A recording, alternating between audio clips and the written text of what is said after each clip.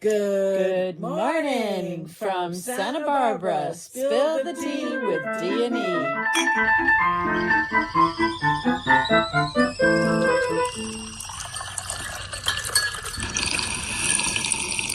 Good morning, Garden Mama. Morning. Yay! Welcome back to Spill the Tea with D&E, where the tea is hot, the conversations are real, and today we're stepping into territory that lives somewhere between medicine, mystery, and the quiet corners of the human heart. Yes. Miracles. Yes. When the impossible walks into your life, and all you can say is thank you. Yeah, not the clouds opening, singing hallelujah. The angels. And the angels appearing super kind. No, we're not talking about that. We're talking about the kind where you stand there blinking because reality just changed in front of you and you're like, what? That's what happened to me today. And the only words we left in our pockets is thank you. Absolute, complete gratitude. Absolutely. Yep. So maybe a miracle is simply this. Something, when we believe that something is impossible, and then it happens and it becomes part of our reality, and we can't explain how it did because we were positive that it was impossible. And then it's obviously possible because it just happened, right? It's funny because when you hear the word miracle, what happens is people separate. Right. You know, they immediately divide into teams. It's just so bizarre. I don't Team know why science and team spirit. Yeah, seriously. God did it. Yep. Or there must be an explanation. Correct. So, and then there's the team skeptic, right? Well, let's not get carried away. Yeah, truthfully. Those are the ones in the back.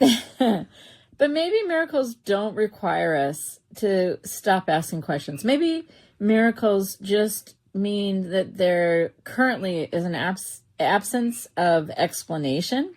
Yeah. But it's a moment where the explanation just runs out of breath, and I'm just so grateful. Just so grateful. Yeah, I was laying in the hospital room today, had to have a little laser. I had something show up on a CT scan, so we wanted to get rid of it. Can we say? Sure. Bladder stone. Bladder stone. Absolutely. It showed up on a CT scan because of something else that had happened. Right. And CT scans, man, they are like super reliable. Not 100%, but holy cow.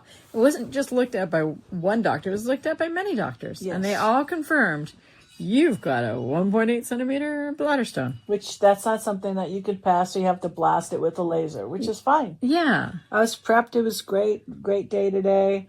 Actually, my date, the time got moved from 5 a.m. to 2 o'clock in the afternoon. I had to be there for 4 o'clock, which is super nice. It helps us with our scheduling, with our animals, taking care of Dominique's. We've got 30 chickens now. We've got a dog and a cat. 28. Half of 28, I'm sorry. Half of our house is on a vacation, so it's just us. And yeah, so we get in and they put me under and everything was magical. Everything's great. The post-op nurse was beautiful. I'm going to say her name, Michelle. Thank you. I love you. Shout out to Michelle. Shout out to Michelle. And everything was great. And we had a great time getting me all prepped up and everything like that. You got to chat with the doctors, anesthesiologists. Everything was great. Yep, Drum roll. Dominique, I'll let you continue. So I sat with you until you got rolled in. Mm-hmm. And your wonderful doctor, you can DM Erica if you need the name of a great urologist in Santa Barbara. Fellowship doctor. Great. He does the robots. And he didn't give us permission to talk about him, so we're not going to mention his name, but you can DM Erica if you need someone. Anyway, so I'm driving home to check on Harley, and then I'm going to drive back and pick you up, and I get a call from the doctor, and he says... But you had a feeling, though, before that. Well... So just in watching you and stuff, I mean, you've had a combination of different things. You went on an antibiotic because your urine culture showed something. You know, yes, we do cucumber, lime, and celery drink. We get it organic and then we juice it ourselves, cold press. And so you've been drinking 4 to 6 ounces to just support your body. So you're supporting your body's liquid, but you're also supporting... these are powerful foods that help detox, and they create a very healthy environment in the bladder and also in the kidneys too. So they're really very healing. So you were doing things to support your health, and you have a really excellent doctor. And yeah, he calls me up and he says, there's no stone. And I had a sensation when I was leaving the hospital that there was no stone. And I can't explain to you exactly why I had that sensation, but I just felt like you had healed that. And we were so baffled as to why you even showed it originally. So we don't know. I mean, 1.8 centimeters is usually too big to pass. You don't have a memory of having passed it. And he's absolutely baffled. But yeah, magic. So we're assuming that the body, whatever made up the stone, the body decided it was okay to dissolve it, and that you probably passed it. And as time goes on, we'll get more information. Mm-hmm. But here's the beautiful thing, is that we were holding space for something that we were following through and keeping you healthy and doing the procedure. And then, wow, you're healed. How wonderful. Hallelujah. All we had was gratitude for the doctor. Ta-da! So outside of the things that I have changed, because you always want to say, okay, what did you do anything different? I said, yeah. Started going to church. Okay, woohoo.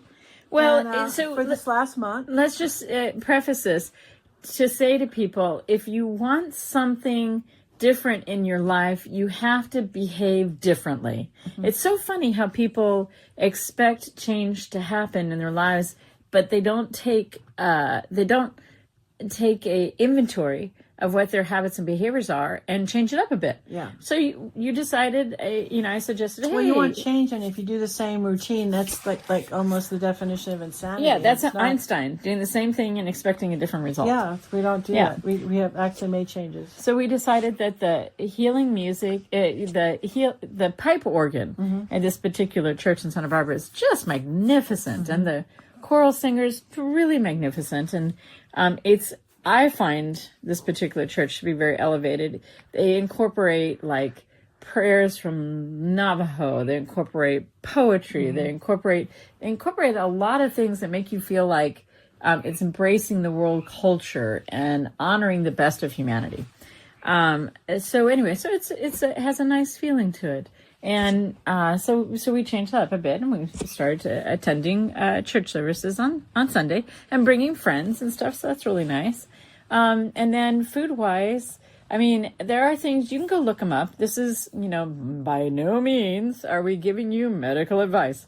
But you can go look up lots of things that will support you. Yeah, there's supplements that you could take. Yeah, and you always have to double check if you are taking medication. Really be very careful. If you're taking medication, sometimes you can't take charcoal, or you can't take a particular vitamin or something. So you really need to double check whatever you're going to do that's alternative medicine. You check it against the medications that you're taking, and you talk to your doctor. And you don't rely on chat. You actually have to have a conversation. But chat can be very helpful in giving you ideas that you can then also ask your doctor about, right? Yes. So we did things in order to support your body, because this is new. Well, what can we do to help you out? And all of those changes netted a opportunity for the miraculous. Mm-hmm. I just think honestly that when you walk through this, because really how wonderful.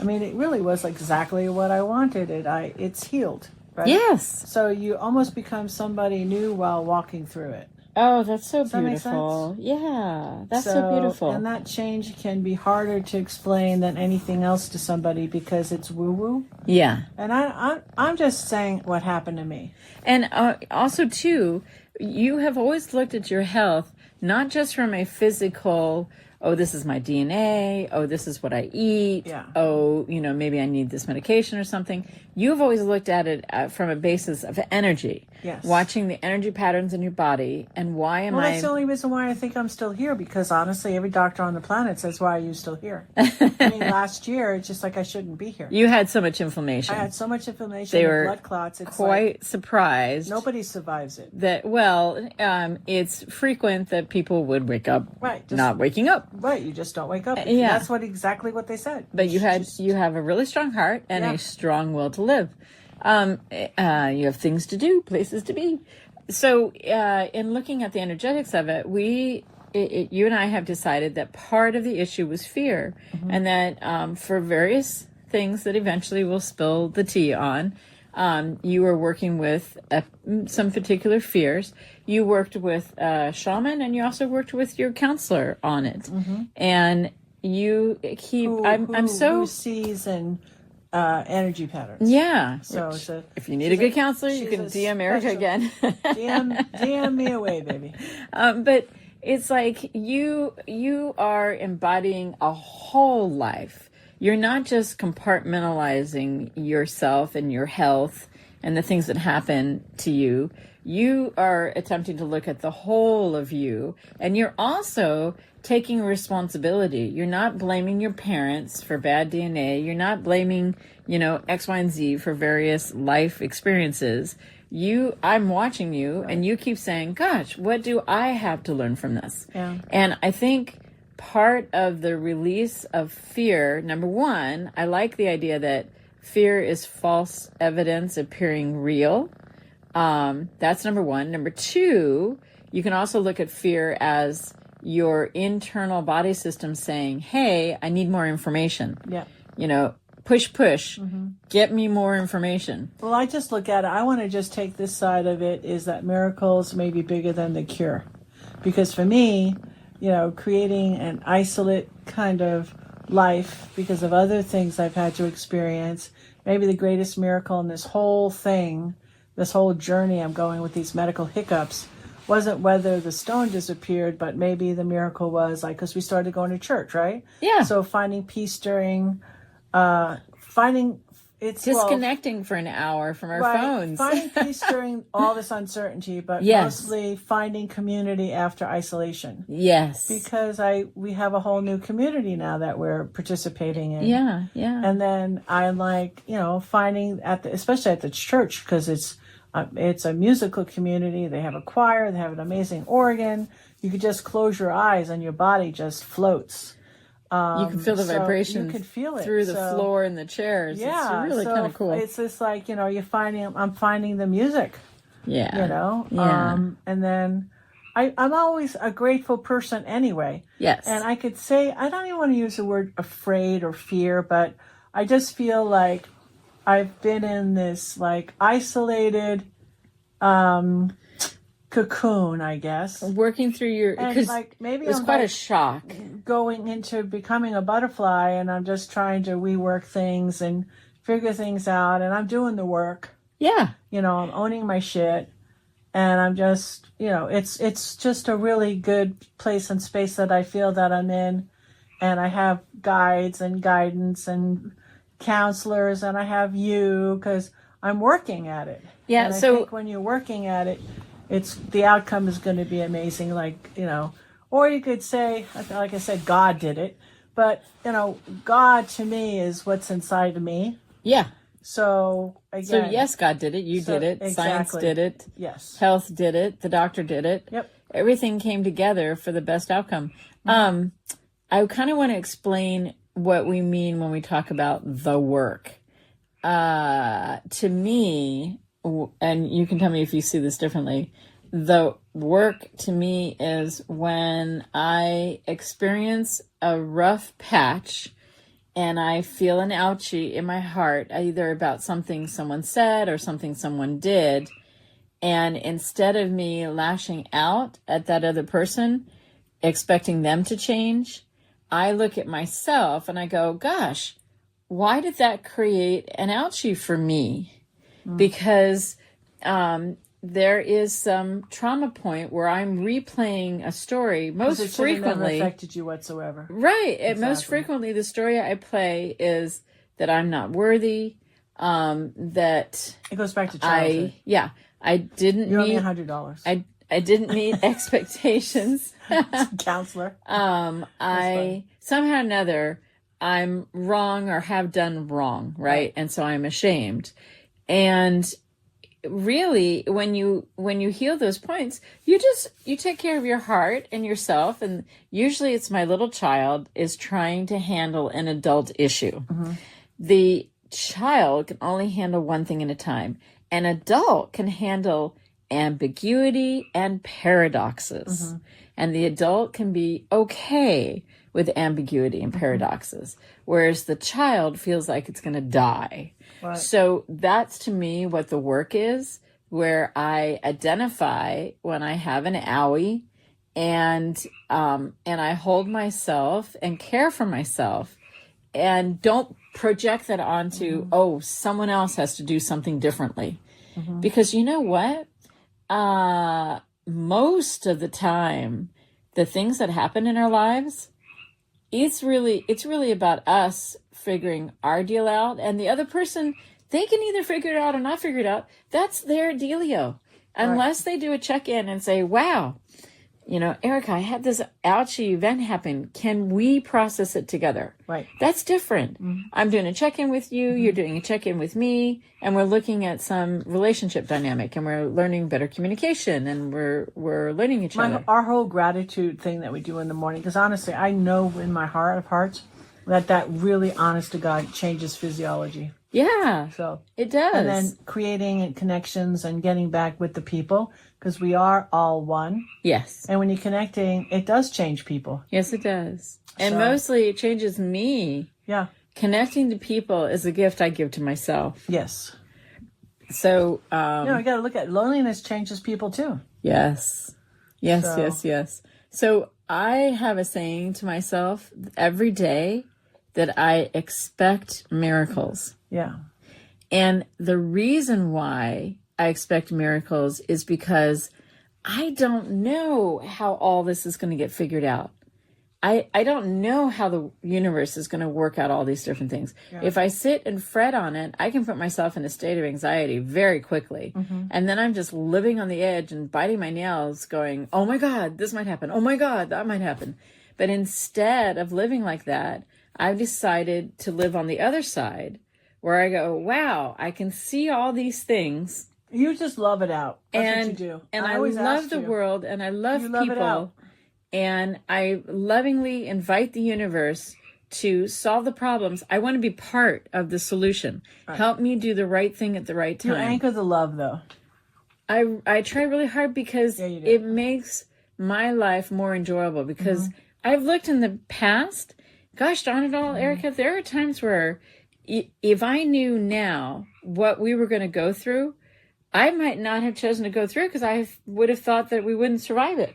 And not only have we survived it, afraid. We have thrived. Yeah, it's true. And I keep going back to, whether you're of a Christian mindset or not, the prayer, dear Father who art in heaven, that prayer is so interesting, because you ask, give us this day our daily bread. We don't say... You didn't ask for a truckload. No. Yes. I didn't ask for a week's. Right. I didn't ask for a month. I didn't ask for a year's supply. Yeah. Every day we ask for today's daily bread. Yep. And it's so interesting that I keep going back to breathing oxygen. You take in that breath. It's such a good breath. It feels so good in my body. Going outside in the morning. Oh my gosh. The light of the sun, right, the music of the birds. Sprayed out. And for all of the plants, we have back all of our vegetables. Yes. You could smell the vegetables. The abundance and the fragrance of it doesn't smell gardens. like the water that's in a grocery store, which is all filled with chemicals. I'm just saying. Yeah. I'm just saying. Can't you smell it? I'm not eating these vegetables. Get out of here. Okay. So there's this reminder with every breath. I breathe in and out. Oh, guess what? That's free. Yeah. Didn't have to pay for it. That's right. The universe gave it to me. And it's like, oh, wait a second. We have engineered this game right now, and we as humanity can decide to engineer a different game. Yes. And whether you are strongly a capitalist, whether you are a socialist, whether you have lots of different views, or maybe there's a combination, because I'm of the opinion that we've only seen corrupt capitalism, so we haven't really seen real capitalism. Anyway, however you visualize humanity working through meeting our needs, we know that together we can create something better than what we've experienced in the past. Yeah. And I think that that's part of the inviting in miracles, is we're inviting in solutions to problems that we haven't dreamed up yet. Yes. And we're wanting to be a part of it. Yeah. You know, 2 days ago, we had the Memorial Day, and I read something on Facebook, and it really touched me. And the guy, I know the family, and I'm not going to say his name, but it's a wealthy family. And you know, he doesn't have to, write this long post, but what he did was he was riding around on a bicycle in a small town up north, and he was just shocked at the lack of flags in the storefronts and in the neighborhood, and he was just taken back by that. He saw a lot of pride flags, but he didn't see a lot of American flags.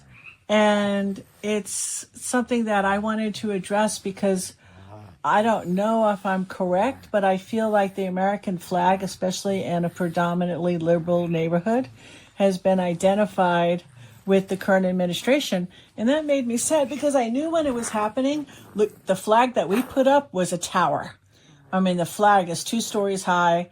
I put up the biggest flag ever because I got so angered by using the flag. My father was in the army. Okay, I met my mother in Germany. I wouldn't even be here if it wasn't for the army.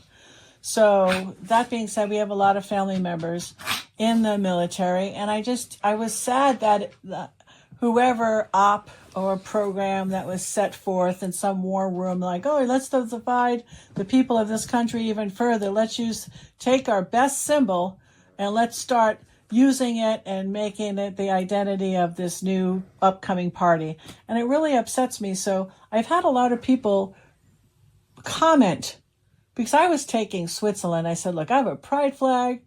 We have both in our yard. Yeah, we have both on our yard. And I don't identify one with anything. We identify the American with flag humanity. Is for all the people that sacrificed, male and female, for this country. My kids didn't have to get into a draft. They had enough at that time, but the draft is getting this thought about it's interesting to be coming out again. We're going to have to decide as humanity, do we really need to keep going through these world wars? Do they solve any problems? Right. But you follow what I'm saying? I wish that they would just get back. It's just our 250th year.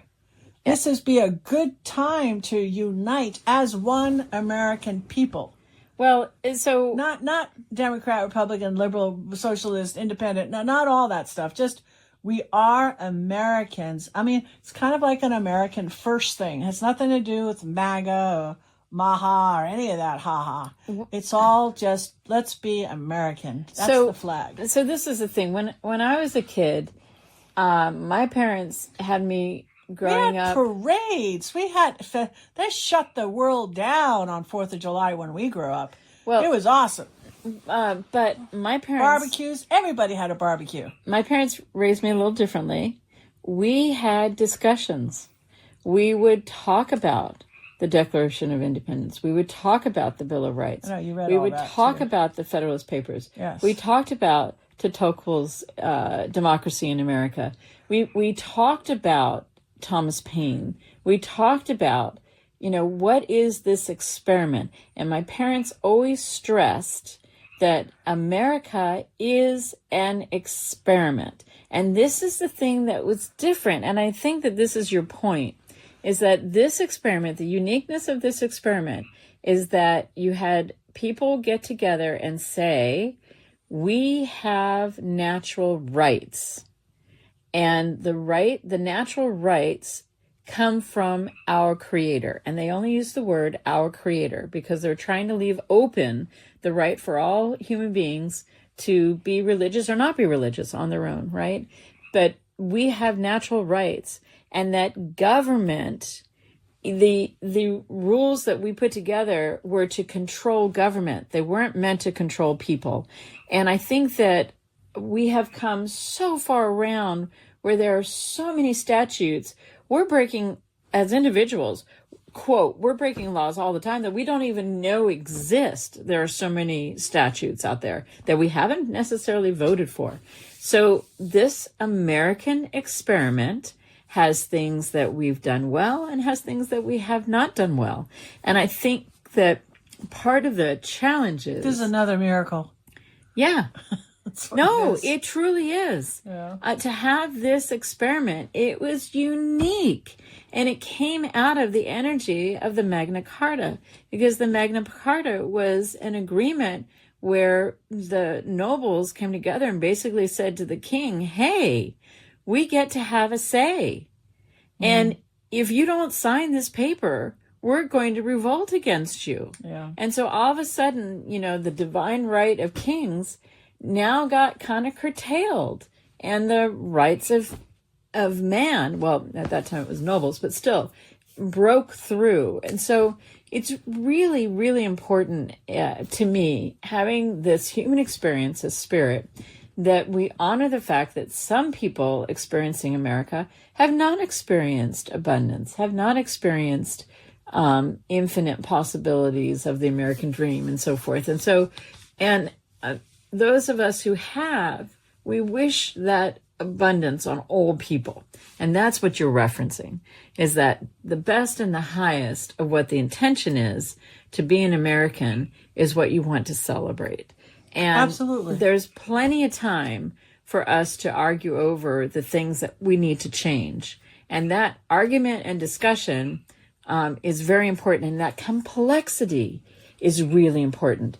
And we want to honor the complexity at the same time that we honor our humanity. True. That's a long-winded spill the tea. Well, we touched on a lot of things, and it was heartfelt, and I'm excited that we went in this direction. Yes. You want to do a toast? Yes. Okay.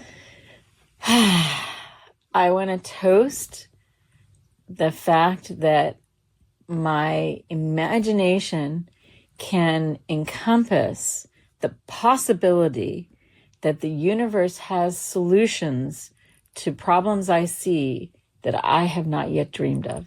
And I am so happy and invite in those solutions every day, all the time.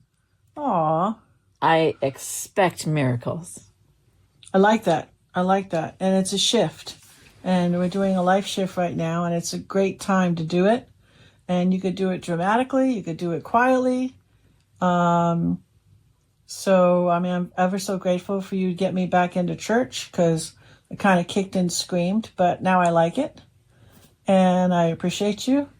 And as far as closing tea goes, if you're listening today and carry something impossible, maybe a diagnosis, maybe a grief, maybe it's something financial, heartbreak, maybe you're afraid. Remember, impossible has a funny habit of changing clothes. Sometimes it's quietly, and it becomes a possibility.